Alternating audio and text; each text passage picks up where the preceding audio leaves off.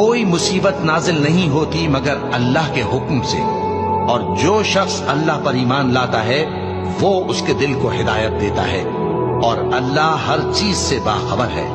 اور اللہ کی اطاعت کرو اور اس کے رسول کی اطاعت کرو،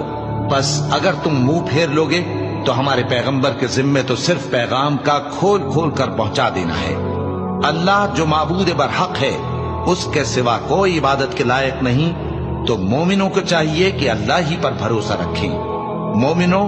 تمہاری بیویوں اور اولاد میں سے بعض تمہارے دشمن بھی ہیں، سو ان سے بچتے رہو، اور اگر معاف کر دو اور درگزر کرو اور بخش دو تو اللہ بھی بخشنے والا ہے، مہربان ہے۔